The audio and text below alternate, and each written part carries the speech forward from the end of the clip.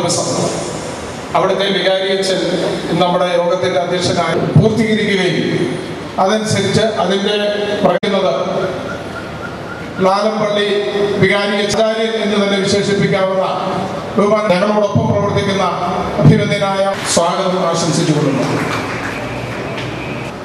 അഭിനന്ദനായ മാണി സാറാണ്. അങ്ങനെ ഇന്ന് ലയിക്കാനുള്ള ഒരു സുഹൃത്തും കൂടെ വരേണ്ടതായിരുന്നു. അദ്ദേഹം വൈകാതെ എത്തും എന്ന് പറഞ്ഞിട്ടുണ്ട്. ഏതായാലും മാണി സാറ് ഇന്ന് എല്ലാ പരിപാടികളും പറഞ്ഞിട്ടില്ല. അപ്പോൾ ആരാണ് ദാസങ്ങളെ എന്നൊക്കെ വിളിച്ചപ്പോൾ അദ്ദേഹം നിങ്ങളൊരു കാര്യം നമുക്കറിയാം ശ്രീ ബഹുമാനപ്പെട്ട ദാസേട്ടനും ആവശ്യപ്പെടുന്ന CVML മെമ്പർമാർ എല്ലാവരെയും നന്ദിയോടുകൂടി സ്മരിക്കുകയാണ്. ഇനി അച്ഛൻ ജനം ആദരിക്കുന്ന രണ്ട് മഹനീയ പ്രതിഭാശാലികളെ പാല ഇന്ന് വണങ്ങുകയാണ്. അതിലൂടെ പാല അനുഗ്രഹിക്കപ്പെടുകയുമാണ്.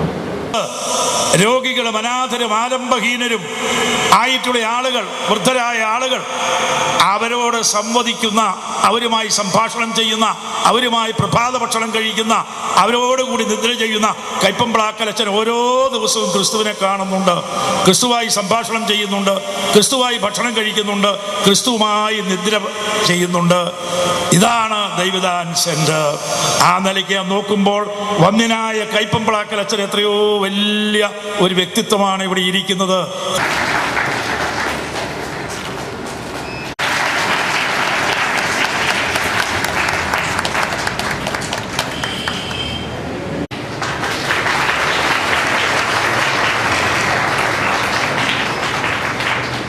യാതിരിക്കാൻ വയ്യ.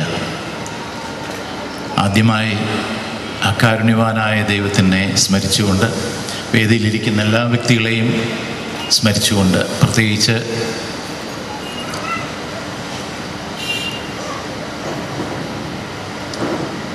എൻ്റെ പ്രിയപ്പെട്ട അച്ഛൻ്റെ ഏറ്റവും മുഖ്യമായിട്ടുള്ള ഈ ദിവസത്തിൽ ഒരു പശുവിൻ്റെ പിന്നിൽ പോകുന്ന ഒരു പശുക്കുട്ടിയെ പോലെ ഞാൻ നീങ്ങാൻ ആഗ്രഹിക്കുന്നതേ ഉള്ളൂ. കാരണം അദ്ദേഹത്തിൻ്റെ ജീവിത അളവിനെ എടുത്തു നോക്കിയാൽ, പ്രത്യേകിച്ച് ഒരു മനുഷ്യന് മഹത്തുക്കൾ, ഋഷീവരന്മാർ, മഹത്തുക്കൾ, ഋഷീവരന്മാരെന്ന് പറഞ്ഞാൽ തെറ്റിദ്ധരിക്കരുത്, ഉടനെ ഹിന്ദുക്കളാണെന്ന് ധരിച്ചു കളയരുത്. ഋഷീവരന്മാരാണ് ശരിയായിട്ടുള്ള സന്യാസികൾ. ആ സന്യാസികളെ പോലുള്ള എത്രയോ യുഗങ്ങൾക്ക് മുൻപ് തന്നെ എഴുതി വെച്ചതും അനുകരിച്ചു പോന്നിട്ടുള്ള ഋഷീവരന്മാരെ പോലെ ഒരു ഋഷിയാണ് ഈ ഇരിക്കുന്നത് എന്ന് ഞാൻ എൻ്റെ ജീവിതത്തിൻ്റെ ഈ 70ാമത്തെ വയസ്സിൽ ഉൾക്കൊണ്ടുകൊണ്ടാണ് ഞാൻ ധൈര്യമായിട്ട് പറയുന്നത്. നീ ഒരു ക്രിസ്ത്യാനി ആയിരിക്കാം, ക്രിസ്ത്യാനിയായി ജീവിക്കാൻ പഠിക്കുക. നീ ഒരു ഹിന്ദു ആയിരിക്കാം, നീ നല്ലൊരു ഹിന്ദുവായി ജീവിക്കാൻ പഠിക്കുക. നീ ഒരു മുസ്ലിം ആയിരിക്കാം, നീ ഒരു നല്ല മുസ്ലിമാകാൻ ശ്രമിക്കുക. അല്ലാതെ മുസ്ലിം മതത്തെ വെച്ച് തൻ്റെ കാര്യങ്ങൾ നടത്താനുള്ളൊരു മുസ്ലിം അല്ല. സ്വന്തം കാര്യം നടത്താൻ വേണ്ടി ഒരു ക്രിസ്ത്യാനി ക്രിസ്തു മതത്തെ ഉപയോഗിക്കുന്നത് ക്രിസ്ത്യാനി അല്ല.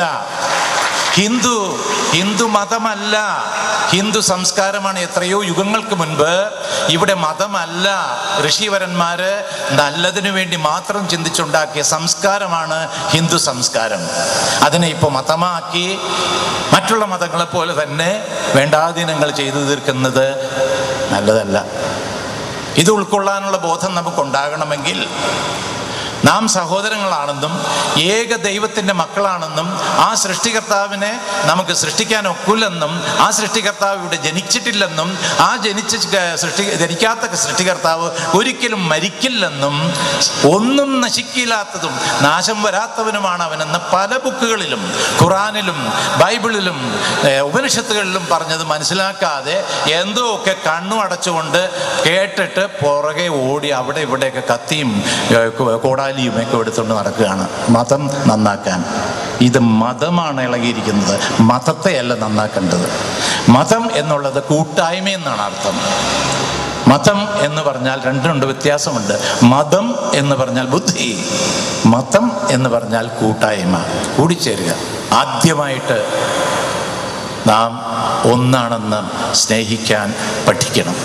ആ സ്നേഹത്തിൻ്റെ ഒരു പ്രതീകമാണ് ഇവിടെ ഇരിക്കുന്നത്, ഈ സ്ഥിതിയിലിരിക്കുന്നത്. തൻ്റെ കർമ്മം കൊണ്ട് പൂർത്തീകരിച്ചുകൊണ്ട് ഇനിയുമൊരു എത്രയോ വർഷങ്ങൾ നമ്മുടെ ഹൃദയത്തിലിരിക്കും എന്നുള്ളതിന് യാതൊരു സംശയവുമില്ല.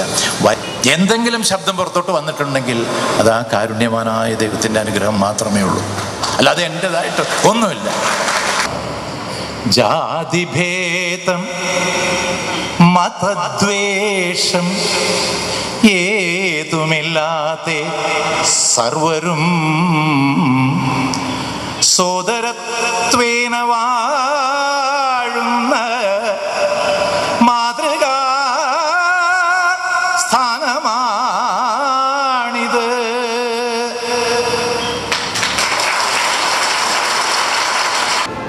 എനിക്ക് മറുപടിയായിട്ട് പറയുവാൻ നിറയെ വാക്കുകളാണ്, അതുകൊണ്ടൊന്നും പറയാൻ നിറഞ്ഞ കുടം തൂമ്പുകയില്ലെന്നവരെ, അതുകൊണ്ട് നിറഞ്ഞ വാക്കുകളാണ്. ഒരു കാര്യം മാത്രം ഞാൻ സൂചിപ്പിച്ചുകൊണ്ട്, അനേകം ആളുകൾ നമ്മുടെ നാട്ടിൽ ഇന്നും വിഷമിക്കുന്നവരും കഷ്ടപ്പെടുന്നവരും ഈ വൈകുന്നേരം താഴം കഴിക്കാതെ കിടന്ന് ചുരുണ്ടുകൂടി കിടന്നുറങ്ങുന്നവരുമായിട്ട് അനേകം പാവപ്പെട്ട ആളുകൾ നമ്മുടെ നാട്ടിലുണ്ട് എന്നുള്ള വസ്തുത പലപ്പോഴും നമ്മൾ മറന്നു കളയാണ്. സുഖമായിട്ട് താഴം കഴിച്ച് പോയി കിടന്നുറങ്ങുന്ന അവസരത്തിൽ ഇതെപ്പറ്റി ചിന്തിക്കാൻ നമുക്ക് നേരമുണ്ട്. വീട്ടിലൊരു ധർമ്മക്കാരൻ വരികയാണെങ്കിൽ ധർമ്മക്കാരൻ എൻ്റെ വീട്ടിൽ അനുഭവിക്കില്ല, വെറുതെ വന്നിട്ട് അമ്മയുടെ എടാ നീ വന്ന് ഈ കാശ് 20 രൂപ നോട്ട് ഇവരുടെ ധർമ്മകാരന് കൊടുത്തേക്കണം. കൊടുത്തേച്ച് നീ കൊടുക്കുമ്പോൾ അവരെ നോക്കി ശീലിക്കുകയും കൂടെ ചെയ്യണം കേട്ടോ എന്ന് പറയാം. എനിക്കതിന് അതൊന്നും മനസ്സിലായില്ല. ഏതായിരുന്നാലും അന്നും അതിനും കൊടുക്കുന്ന അവസരത്തിൽ സന്തോഷത്തോടെ വേണം കൊടുക്കാൻ, അവരെ മനസ്സിലാക്കാൻ വരികയാണ്. നമ്മൾ പലപ്പോഴും ധാരാളം കൊടുക്കുന്നവരുണ്ട്,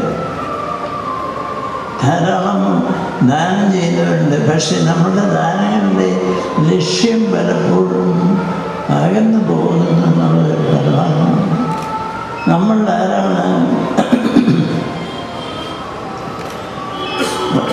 വാസ്തവത്തിൽ പണം കൊടുക്കുന്ന അവസരത്തിൽ, ഭക്ഷണം കൊടുക്കുന്ന അവസരത്തിൽ ഇത് ഞാൻ യേശു ക്രിസ്തുവിനാണ്, എൻ്റെ നാഥനായ യേശുവിനാണ് ഞാനിത് കൊടുക്കുന്നതെന്ന് വിചാരിച്ചുകൊണ്ട് കൊടുക്കുന്നവർ എത്ര പേരുണ്ട്. വിളമ്പുന്ന സ്ത്രീകളല്ലേ എൻ്റെ ഈ വാക്കുകൾ കേൾക്കുന്നത്. നിങ്ങൾ നെഞ്ചത്ത് കൈവച്ചുകൊണ്ട് നോക്കുക, വാസ്തവത്തിൽ കർത്താവായ യേശുവിനാണ് ഞാൻ കൊടുക്കുന്നത് ചിന്തയോടുകൂടി അവരുടെ മുമ്പിൽ ആ പാത്രം കൊണ്ട് വെച്ചു കൊടുത്തിട്ടുണ്ട്.